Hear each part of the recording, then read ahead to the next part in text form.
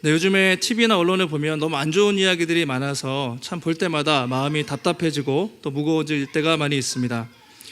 일부 그 연예인들에 대한 이야기가 많이 나오는데 참 자세히 뭐 얘기하고 싶지 않을 정도로 참 많이 어둡고 우울한 이야기들인데요.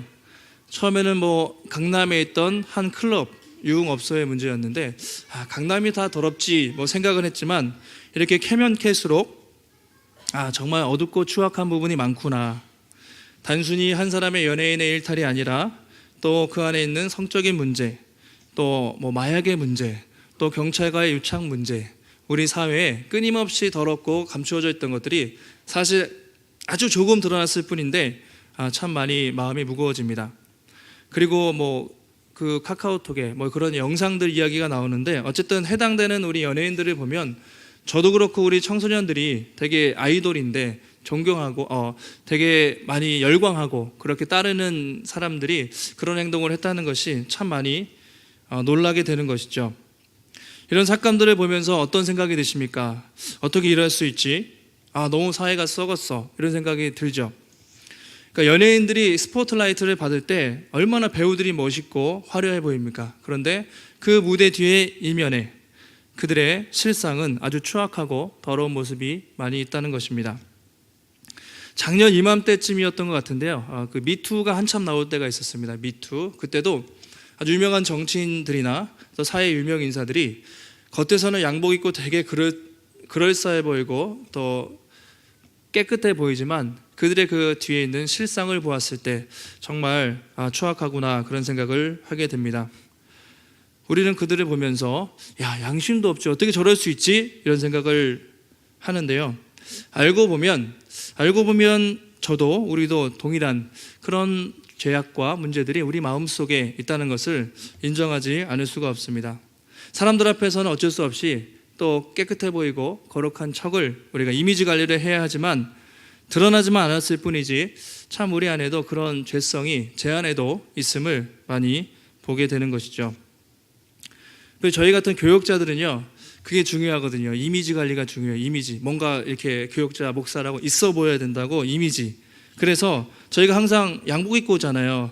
옛날에 그 목회학이라고 신대원에서 그 배울 때 어떤 목사님이 목사님이셨죠.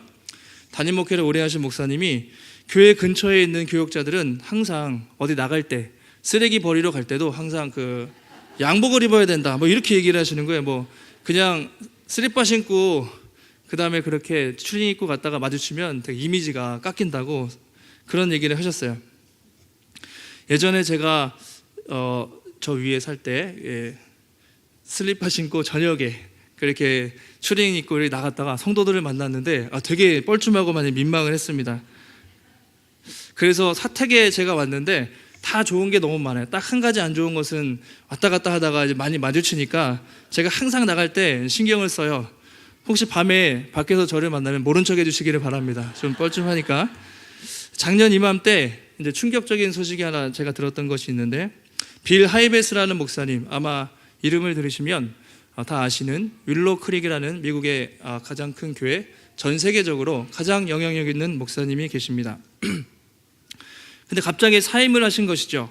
그것을 보니까 이제 성적인 추문, 스캔들로 인해서 그분이 은퇴를 얼마 앞두고 사임을 하게 됐다는 소식을 들었던 적이 있습니다. 근데 그분이 쓴 책 중에 이런 책이 있습니다. 아무도 보는 이 없을 때 당신은 누구인가. 제가 대학생 시절에 되게 많이 읽었던 책인데요. 그러니까 사람들이 보는 앞에서가 아니라 내가 혼자 있을 때 그것이 참 영성이고 아무도 보는 이 없을 때 자신을 지키는 것이 가장 중요하다. 그렇게 그 목사님이 그래서 책에서 썼는데 시간이 지난 후에 그 책을 쓴 목사님 스스로가 그 성적인 추문에 휘말려서 그렇게 사임을 하게 된 것을 보았을 때 그 목사님 정말 그럴 줄 몰랐는데 또 그런 생각을 하게 되는 것이죠. 사역을 하면서 점점 그런 생각이 듭니다. 겉모습만 보고는 사람을 정말 판단할 수 없구나. 겉으로 아무리 화려해 보이고 있어 보이고 깨끗해 보이고 심지어 그것이 목사, 교육자일지라도 우리가 한순간에 언제든지 넘어질 수 있는 그 죄악, 그 연약함을 가지고 있는 사람들이구나. 언제든지 우리가 그런 가면을 쓴 위선자가 충분히 될 수 있다. 그런 생각을 많이 하게 됩니다. 자, 오늘 본문에 등장하는 바리새인들과 서기관 이야기 잘들 아실 텐데요. 그 당시 가장 경건해 보이고 거룩해 보이는 사람들의 상징이었습니다. 그러나 실제로 뜯어보면 가장 추악하고 또 더러운 그런 마음을 품고 살았던 위선자들이었습니다. 오늘 예수님이 그들의 위선과 의식을 적나라하게 지적을 하시는데요. 원래 그들이 처음에는 그렇지 않았습니다. 원래 바리새인 하면 예수님 전에 신구약 중간기쯤에 활동했던 사람들인데 아주 실제로 경건했다고 합니다. 실제로 기도 많이 하고 금식하고 처음에 경건했고 나라를 위해서 목숨을 바치는 애국자들이었습니다. 그래서 많은 사람들에게 실제로 존경을 받았던 사람들이 바로 바리새인들이었습니다. 그리고 지금 국회에 해당하는 사내들인 공의회 또 임원으로서 많은 사람들에게 존경받던 그런 사람들이었습니다. 또 서기관 하면 성경을 연구하는 그런 성경 연구가들을 말하는데 지금 같으면 신학 교수님들이라고 우리가 해당한다고 할 수 있습니다. 그러니까 처음부터 그렇게 타락한 것이 아니었습니다. 처음에는 경건했을지 모르는데 시간이 지나면서 또 권력을 유지하고 기득권을 형성하면서 점차 껍데기만 남는 그런 외형적인 모습으로 그들이 부패, 변화되어 갔던 것이죠. 예수님이 아주 성경에 보면 신랄하게, 그렇죠, 유독 왜 바리새인들과 서기관들을 아주 신랄하게 지적을 하십니다. 독사의 자식들아, 이 회칠한 무덤이여, 이런 화했을진저 이런 표현들을 아주 많이 주님이 하시는 것이죠. 그들은 이제 예수님이 너무 보기 싫었을 것입니다. 그래서 사사건건 꼬투리를 잡기 위해서 복음서 초반부터, 예수님 공생의 초반부터 사람들을 파견해서 그렇게 트집을 잡기 시작합니다. 처음 트집 잡았던 것이 뭐냐면 제자들을 가지고 걸고 넘어졌습니다. 왜 당신의 제자들은 금식을 안 하냐, 이렇게 공격을 했습니다. 세례 요한의 제자들도 그렇고 우리도 일주일에 몇 번씩 금식하는데 왜 당신 제자들은 맨날 먹고 마시냐, 이렇게 공격을 했습니다. 또 예수님 그리고 제자들에게 왜 안식일에 하지 말라는 것, 밀 이삭을 자르지 말라, 등등등이 있는데 왜 안식일에 하지 말라는 일을 맨날 하고 다니냐, 그렇게 공격을 했습니다. 또 예수님이 귀신 쫓는 사역을 할 때 당신 바알세불에 힘입어서 그렇구나, 귀신 들렸다, 아예 귀신 들린 사람이라고 모함까지 했습니다. 오늘도 비슷한데 이제 예수님과 바리새인들이 한판 붙습니다. 꼬투리를 잡아서 공격을 하는데 그 내용이 2절에 나와 있습니다. 한번 앞에 보시고 2절 말씀 읽겠습니다. 시작.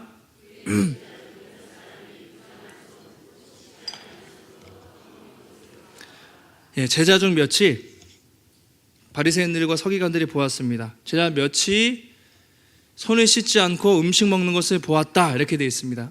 잘 걸렸다, 뭔가 약점을 잡은 것이죠. 당시 유대인들은요, 밖에 나갔다 오면 거의 반드시 이방인들과 접촉을 하게 될 텐데 그럼 손이 부정이 탄다고 생각했습니다. 부정, 정결법으로. 그래서 반드시 손을 씻은 후에 음식을 먹어야 한다, 이런 규칙이 그들에게 있었던 것이죠. 근데 오늘 제자들이 보란 듯이 손 씻지 않고 그냥 먹으니까 잘 걸렸다, 이렇게 트집을 잡은 것이죠. 아니 이런 거 가지고 이렇게 트집을 잡을까 생각할 수 있는데 그들은 정말 이 장로들의 전통이라고 하는데 이것을 아주 철저하게 지켰습니다. 3절에 보시면 바리새인들과 모든 유대인들은 장로들의 전통을 지켰다, 이렇게 되어 있습니다. 장로들의 전통, 조상 대대로부터 내려오는 전통이 있었습니다. 자, 이 장로의 전통이 뭐냐면요, 쉽게 말씀드리면 모세 율법 있죠. 구약시대 성문법, 모세를 통해 주신 율법 외에 구전으로 입에서 입으로 전해져 내려오는 그런 전통, 이것을 장로들의 전통이라고 부릅니다. 그러니까 기록된 성경책, 쉽게 말하면 구약 성경 외에 자기들끼리 이렇게 하라고 추가해서 구전으로 전해져 내려오는 그런 전통들, 이것이 장로의 전통 또는 장로의 유전이라, 이렇게 말을 했습니다. 근데 문제는 뭐냐면 하나님의 말씀보다 자신들이 구조도로 전해져 내려오는 이 전통을 더 높은 권위에 그들이 두었다는 것이죠. 자, 몇 가지, 3절과 4절 보시면 세 가지 예를 들고 있습니다. 장로들의 전통이 무엇이 있었는지 3, 4절 보시면, 그렇죠, 오늘 나왔던 손 씻지 않으면 음식을 먹을 수 없다, 손을 반드시 씻어야 된다, 또 시장 갔다 돌아오면 몸을 씻고 밥을 먹어야 된다, 나와 있죠. 또 4절에 잔과 주발과 녹그릇을 항상 씻어야 된다, 이런 등등등의 아주 세부적이고 지엽적인 그런 전통들이 많이 있었습니다. 이것이 예수님 사후에 3세기쯤 됐을 때 이제 책으로 쓰여지는데 미슈나라고 불러요. 뭐 그런 것이 있는데 미슈나. 나중에는 뭐 탈무드라고도 합니다. 탈무드. 그게 탈무드 이런 식으로 책으로 쓰여지는데요. 책 페이지로 600페이지 정도 된대요. 상당히 두꺼운 그런 양들인데, 왜냐하면 처음에는 얇은 책이었는데 갖다 붙여서 수백 페이지의 책이 될 정도로 많은 세부적인 불필요한 조항들이 장로의 유전에 있었다는 것입니다. 출애굽기 20장을 보면 우리 10계명이 나와 있는데요.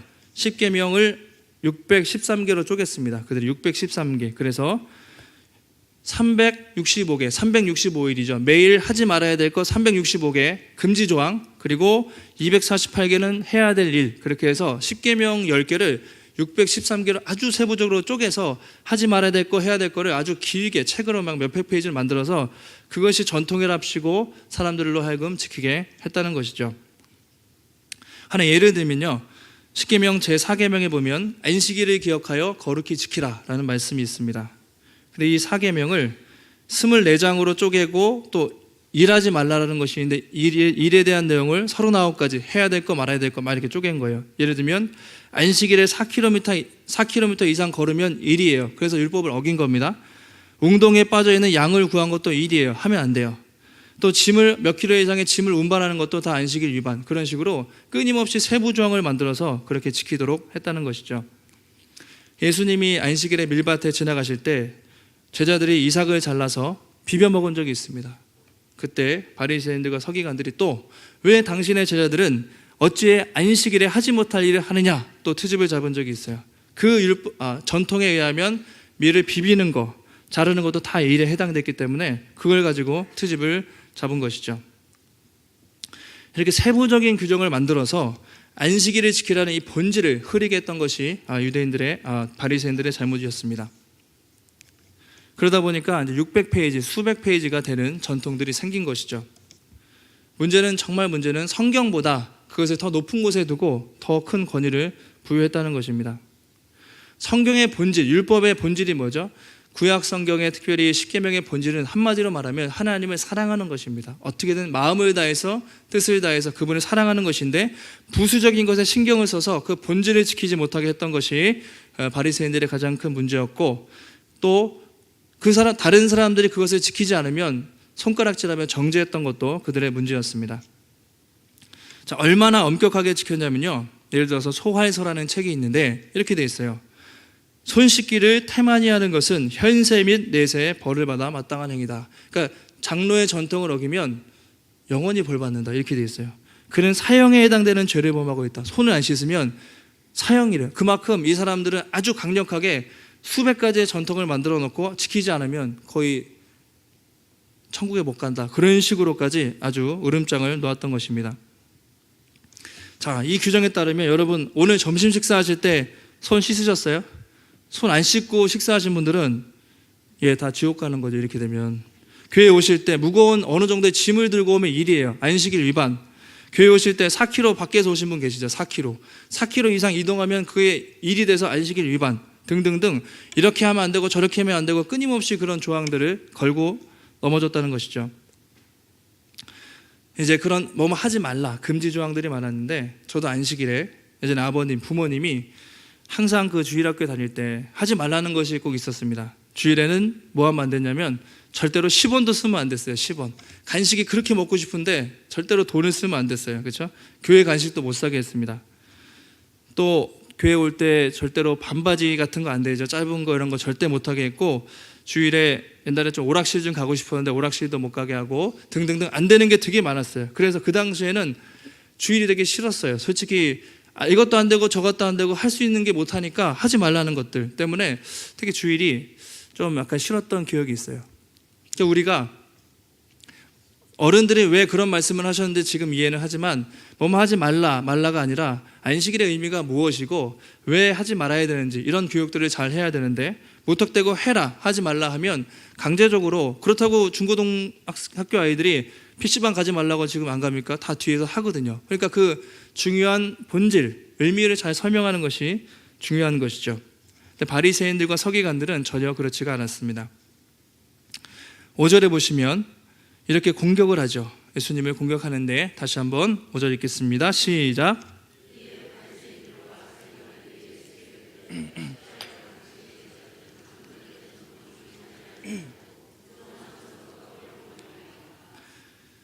어떻게 당신의 제자들은 그 우리의 중요한 전통, 그 600 몇 개나 되는 수많은 전통들을 준행하지 않고 부정한 손으로 떡을 먹습니까? 당신 도대체 누구길래 수백 년 동안 우리 민족에게 전해져 내려오는 이 전통을 무시합니까? 그렇게 공격을 합니다. 제자들 관리 좀 똑바로 하십시오. 그러니까 제자들을 계속 걸고 넘어져요. 예수님은 좀 상대하기 힘드니까 제자들을 가지고 제자들 관리 똑바로 하십시오 라고 하면서 좀 당신 생각이 어떤지 이렇게 물어보면서 트집을 잡고 있습니다. 그러니까 내면의 어떤 중심, 거룩함보다 눈에 보이는 형식적인 거룩함, 이런 것들을 많이 강조했다는 것이죠. 하나님을 사랑하라는 율법의 정신보다 외적인 형식들, 부수적인 것에 집착을 했습니다. 그리고 또 그렇지 않은 사람들을 판단하고 공격했던 것들이 바리새인들의 문제였습니다. 몇 가지로 좀 한번 정리를 해보니까 한 3가지, 제가 바리새인들의 잘못이 무엇이 있을까? 형식적인 신앙이었죠. 첫 번째, 한번 따라해 보실까요? 형식적인 신앙. 율법의 본질이 아니라 율법의 부수적인 것. 본질은 하나님을 사랑하는 건데 그들은 하나님보다 사람에게 인정받는 것이 중요했습니다. 어떤 행동을 하는 동기가 하나님에 대한 사랑이 아니라 사람의 인정, 그죠? 그러면서 형식, 껍데기만 남은 형식주의가 남았습니다. 두 번째가 자기 만족적인 신앙. 그렇게 따라해 보실까요? 자기 만족적인 신앙. 그것이 하나님의 은혜로 되는 게 아니라 자기가 이런 걸 지킴으로 구원받는다는 율법주의 또는 자기 만족적인 그런 신앙, 이런 것들이 큰 문제였습니다. 세 번째, 따라해 보시면 교만한 신앙. 나는 그래도 남들보다 낫다. 그래서 다른 사람들을 판단하고 정죄하는 그런 모습들이 바리새인들에게 많이 나타났다는 것이죠. 여러분, 세상에서 가장 바꾸기 힘든 사람이 누굴까요? 가장 변화되기 힘든 사람. 오히려 대놓고 잘못하고 막 죄짓고 사는 사람들은, 티나게 하는 사람들은 나중에 돌아오기가 쉽습니다. 오히려. 그런데 하나님 앞에 열심히 있는 사람들 있죠. 종교성에 투철한 사람, 뭘 해도 열심히 있는 사람, 이런 사람들이 정말 변화되기가 어렵습니다. 내가 누구보다 하나님 열심히 믿어, 다른 사람이 볼 때도 그 사람 잘하지, 그렇게 포장이 되기 때문에 정말 자기가 얼마나 교만한지, 얼마나 문제가 많은지를 잘 깨닫지 못하는 것이죠. 종교적인 가면을 탁 쓰고 거룩한 사람처럼 충분히 위장할 수가 있는 것입니다. 누가복음에 보면 잘 아시는 비유, 탕자의 비유가 있습니다. 두 아들이 있었습니다. 첫째 아들, 우리가 알기로는 깨끗하고 착해 보이는, 경건해 보이는 첫째 아들, 그리고 둘째 아들은 누가 봐도 잘못한 배은망덕한 아들이죠. 아버지 배반하고 돈에다 탕진하고 돌아오는 둘째 아들이 있습니다. 여기서 둘째 아들은 세상에서 아주 못난 사람들, 세리나 창녀, 죄인들을 상징한다고 볼 수 있고요. 첫째 아들은 당시에 그런 기득권을 누리고 있던 바리새인들, 서기관들을 상징한다고 볼 수가 있습니다. 팀 켈러 목사님이 탕부 하나님이라는 책에서 아주 이것을 잘 설명을 해주셨는데요. 이렇습니다. 두 형제의 마음은 똑같았다. 둘 다 아버지의 권위를 못마땅해 하며 거기서 벗어나려 했다. 그러니까 두 아들 모두 다 반항을 한 거예요. 근데 방법상 달랐습니다. 그러니까 둘째 아들은 대놓고 못되게 굴었죠. 아버지의 돈을 타다가 그렇게 돈을 탕진했고, 또 하나, 첫째는요, 지극히 착했을 뿐이다. 두 아들 중 누구도 아버지를 사랑하지 않았다. 둘 다 아버지를 이용해 이기적인 목표를 이루려 했을 뿐이다.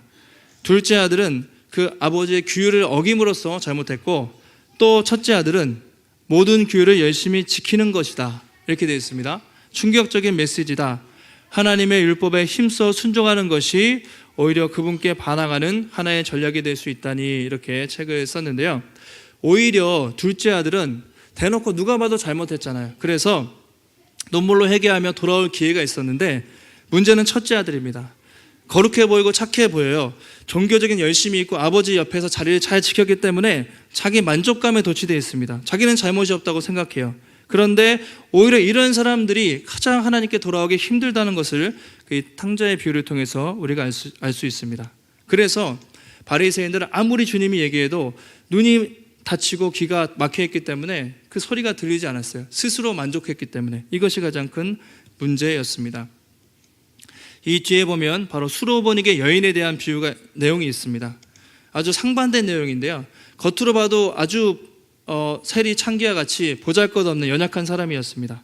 자녀에게 떡을 취하여 개들에게 주는 것이 마땅치 않다, 모욕적인 말을 들었지만 하나님 앞에서 모든 것을 내려놓고 겸손하게 하나님께 무릎을 꿇었을 때 딸이 구원받는 역사가 있었습니다. 근데 바리새인들은 스스로 잘났다고 생각했기 때문에 끝까지 주님께 무릎 꿇지 않고 교만하게 행동을 했던 것이죠. 이것이 바로 바리새인들의 큰 문제였습니다. 여러분, 우리의 모습을 살펴보시기 바랍니다. 우리에게 이런 바리새인들과 같은 모습이 있지 않은가? 하나님이 아니라 다른 사람에게 잘 보이기 위해서 형식적인 신앙생활, 새 가족들, 새로운 사람들에게, 교회 처음 온 사람들에게 이건 이렇게 해야 된다, 약간 불필요한 전통, 꼭 이것을 지켜야 된다, 그런 것들을 강요하는 부분은 없는가? 혹시 또 교만한 마음으로 겉으로는 아니라도 마음속에 나는 저 사람과 다르다, 그런 판단하는 마음이 우리에게 없는가? 이 시간 한번 우리 자신을 돌아보면 좋겠습니다. 예배를 드릴 때에도 그렇죠, 감사한 마음, 은혜와 감격으로 드리는가?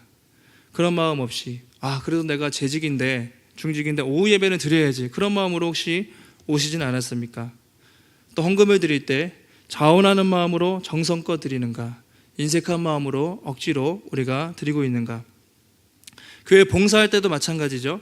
기쁜 마음, 감사한 마음으로 주신 직분에 감사해서 섬기는가? 중직이니까 그래도 이 정도 직분은 사람들 평판이 있는데 맡아야지, 마지못해 하십니까? 한번 우리 자신을 살펴보시기 바랍니다. 성도 여러분, 우리 신앙이 사람에게 잘 보이고 사람에게 인정받는 또 바리새인 같은 형식적인 신앙이 아니라 오직 하나님의 영광을 구하고 하나님을 기쁘시게 하는 온유하고 겸손한 신앙인들이 되시기를 간절히 축원합니다. 자, 바리새인들과 서기관들의 공격에 대해서 예수님이 이제 대꾸를 하시는데, 자, 어떤 일이 있습니까? 6절에 이렇게 예수님이 드디어 입을 열고 말씀을 하십니다. 우리 6절 말씀 함께 있습니다. 시작.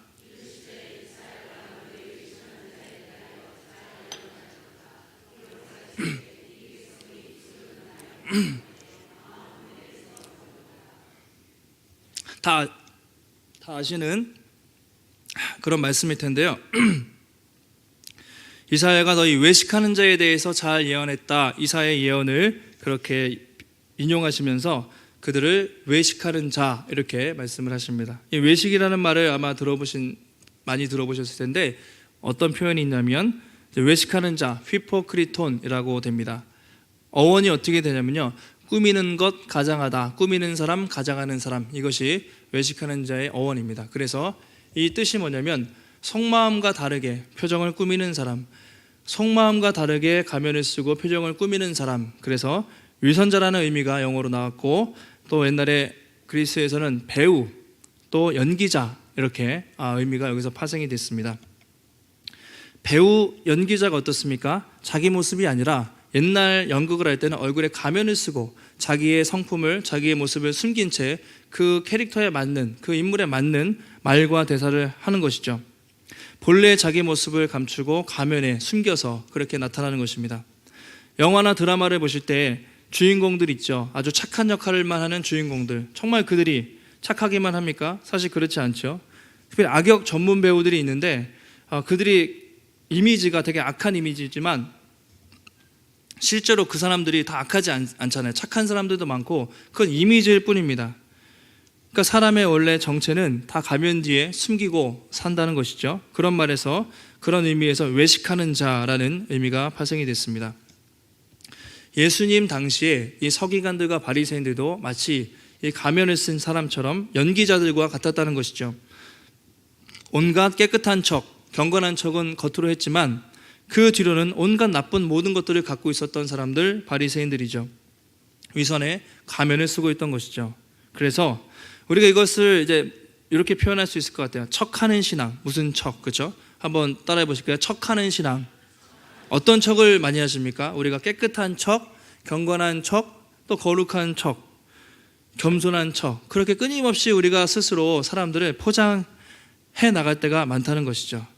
그런데 그것이 계속될 때는 이제 어떤 양심이 무뎌지기 때문에 이제 척하는 신앙에서 자기가 정말 그런 사람인 줄 알고 이렇게 문제가 될 수 있다는 것이죠. 예수님 아까 이사야 29장 말씀인데요, 이렇게 말씀하셨죠. 그들이 입술로는 나를 공경하되 마음으로는 멀도다. 입술로는 나를 공경한다고 말하지만 마음은 내게서 멀도다. 실제로 이사야 시대의 이스라엘 백성들의 모습입니다. 겉으로는 하나님을 섬긴다고 수많은 양과 염소와 제물들을 가지고 제사를 드렸습니다. 그런데 그들의 마음 없음과 또 정말 죄악을 행하면서 억지로 형식적으로 드린 제물을 하나님이 전혀 받지 않으셨습니다. 이사야 1장에 이런 말씀들이 있습니다. 너희의 무수한 제물이 무엇이 유익하뇨? 나는 수량의 번제와 살찐 짐승의 기름에 배불렀고 숫송아지 양이나 수점소의 피를 더 이상 기뻐하지 않는다. 이렇게 말씀을 하십니다. 그러면서 너희가 내 앞에 얼굴만 보이러 나오니 내 마당만 밟을 뿐이다. 이렇게 말씀하십니다. 13절 우리 한번 함께 읽어보겠습니다. 시작. 헛된 재물을 다시 가져오지 말라. 분향은 내가 가증히 여기는 바요. 월삭과 안식일과 대회로 모이는 것도 그러하니 성회와 아울러 악을 행하는 것을 내가 견디지 못하겠노라. 아주 견딜 수 없어 하시죠. 더 이상 헛된 재물, 그런 재물을, 헛된 쓸데없는 재물을 가져오지 말라. 분향은 내가 아주 가중히 여긴다. 월삭과 안식일, 이 모든 것도 그렇다. 성회와 아울러 악을 행하는 것을 내가 견딜 수 없다. 이렇게 말씀하십니다. 한쪽에서는 예배를 이들이 절대로 빼먹지 않았습니다. 아주 신실하게, 그러니까 겉으로 아주 좋은 제물들을 바치면서 제사를 잘 지냈지만 아울러 다른 한쪽에서는 부정과 악과 더러운 것들을 행하면서 끊임없이 그렇게 악을 저질렀던 것이죠. 하나님은 그들을 가증스럽다, 그렇게 표현하십니다. 그들에게 원하신 것이 무엇입니까? 바로 상하고 통회하는 심령, 그들의 중심이었습니다. 그런데 성회와 더불어 악을 행하고 형식적인 제사를 드리면서 기만했을 때 하나님은 아주 마음 아파하셨고 또 슬퍼하며 탄식을 하신 것이죠. 요즘 같으면 우리가 일주일 동안 막 살았어요. 죄를 짓고 살면서 주일날 예배 드리고, 하나님 그래도 저는 예배 정도는 드리지 않습니까? 하나님 저는 그래도 헌금은 많이 기본적으로 어느 정도는 합니다. 하나님 그래도 교회에서 이 정도는 봉사를 합니다. 우리가 이렇게 충분히 합리화할 수가 있다는 것이죠. 근데 하나님이 먹을 것이 없어서 제사 제물을 받았겠는가? 하나님이 돈이 없어서 우리 헌금을 받으시고 하나님이 할 일이 없어서 예배를 받으시는가? 그런 것이 아니죠. 하나님이 원하시는 것은 정말 우리가 마음과 뜻을 다해 그분을 사랑하고 온 마음으로 그분을 경외하는 것, 그것을 원하시죠. 정말 우리의 중심, 우리의 마음, 하나님은 나의 전부이십니다. 주님이 예배를 통해서 사실 그 고백을 받기를 원하시는 것입니다. 이사야 시대도 근데 그렇지 않았고요. 예수님 당시에도 그렇지 않았습니다. 수많은 사람들이 어느 때나 입술로는 공경한다고 하지만 마음속으로 하나님을 속이는 그 사람들이 이사야 시대 때, 예수님의 시대 때 수없이 많이 있었다는 것이죠. 8절에 이렇게 말하고 있습니다. 너희가 하나님의 계명은 버리고 사람의 전통을 지키는구나. 하나님의 계명은 다 갖다 버리고 사람의 전통을 오히려 따르는구나. 이렇게 말씀을 하십니다. 그러면서 그 뒤에 보시면 그들이 얼마나 위선자였는지 한 가지 예를 들어 보이십니다. 바로 고르반이라는 말씀입니다. 이제 헌물, 헌금, 하나님께 바쳐진 제물 또는 물건, 헌물이라고 번역을 하는 게 맞을 텐데요. 고르반. 어떤 물건에 대해서 예를 들어서 고르반 딱 하면요, 그것은 하나님께 바쳐진 제물이기 때문에 아무도 사람에게 양도할 수가 없습니다. 부모님께도 안 드려도 되는 거죠. 그래서 사실 이게 부모님 드려야 될 건데 내가 고르반 해놓고 부모님도 안 드리고 하나님께 바쳐졌다고 해놓고 내 것으로 챙겨서 뒷돈 챙기는 것이죠. 내 것 삼는 것이죠. 아주 교묘한 것인데 이것이 바로 고르반, 그들의 잘못된 관행이었습니다. 하나님을 섬긴다는 명목으로 고르반, 얼마나 거룩합니까? 하나님께 바쳤습니다. 그런데 부모에게도 안 주고 하나님께도 안 드리고 자기 마음대로 뒤에서 쓰는 아주 악한 모습들, 그것이 고르반. 그 예를 들어서 그들이 얼마나 위선적인지 예수님이 말씀을 하고 있습니다. 복음서를 보면 되게 곳곳에서 왜 이렇게 바리새인과 서기관들이 싫어하셨을까, 아주 왼수진 것처럼 정말 주님이 끊임없이 얘기를 하시지 않습니까? 마가복음에서도 얼마 전에 너희가 바리새인들과 서기관들의 누룩을 주의하라, 이런 표현도 하십니다. 그리고 복음서에서 가장 바리새인 서기관들을 강력하게 책망했던 것이 바로 마태였습니다. 마태. 다른 책에는 간단하게 기록이 되어 있는데 마태복음에 보면 우리가 잘 아는 화 있을진저, 끊임없이 아주 여러 절에 걸쳐서 화 있을진저, 그렇게 외식하는 바리새인들이 얼마나 큰 멸망을 심판을 받을 것인지 이렇게 끊임없이 말하고 있죠. 화 있을진저, 마태복음 23장에 보시면 화 있을진저 외식하는 서기관들과 바리새인들이여, 너희가 박하와 회향과 11조는 들이되 율법에 더 중요한 건 정의와 긍휼을 버렸다. 겉으로는 11조 하지만 정말 정의롭고 긍휼을 가진 삶을 포기했다는 것이죠. 화 있을진저 외식하는 서기관들과 바리새인들이여, 잔과 대접의 겉은 깨끗이 하되 그 안에는 온갖 탐욕과 방탕으로 가득 차 있다. 겉은 잔이 되게 깨끗하게 하는데, 겉으로는 포장하는데 그 안에는 온갖 탐욕과 방탕으로 가득 차 있는 바리새인들을 주님이 지적을 하셨습니다. 화 있을진저 눈먼 바리새인이여, 먼저 안을 깨끗이 하라. 그리하면 겉도 깨끗이 하리라. 끊임없이 그 안을 깨끗이 하라, 그렇게 말씀을 하십니다. 그러면서 이렇게 말씀하시죠. 우리 마태복음 23장 28절 읽어보겠습니다. 시작. 겉으로는 사람에게 옳게 보이되 안으로는 외식과 불법이 가득하도다, 이랬습니다. 이와 같이 겉으로는 사람에게 끊임없이 옳게 보이지만 안으로는 온갖 외식과 불법이 가득 차 있구나, 그 중심을 예수님이 지적을 한 거죠. 마지막 결론이 뭐냐면, 입에 담기도 뱀들아, 이 독사의 새끼들아, 너희가 어떻게 지옥의 판결을 피하겠느냐고 바리새인들, 서기관들을 향해서 아주 신랄하게 주님이 너무나 신랄하게 비판을 하셨습니다. 왜 그러셨을까요? 왜 그렇게 바리새인들의 위선과 또 외식을 지적하셨을까?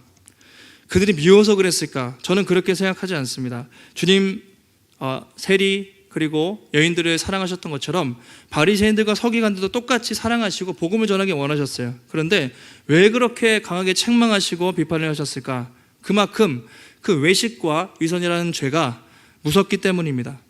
한 번 이 외식 또 위선에 빠진 사람들은 결코 다시 빠져나오기 힘들기 때문에, 한 번 그 병에 걸리면 더 이상 하나님의 말씀이 들리지 않기 때문에 영적인 소경이 됩니다. 끊임없이 말씀을 전하지만 보이지 않고 귀가 먹혀버립니다. 병으로 따지면 암이라고 할 수 있겠죠. 아무리 의학이 발달해도 암은 여전히 치료하기 힘들죠.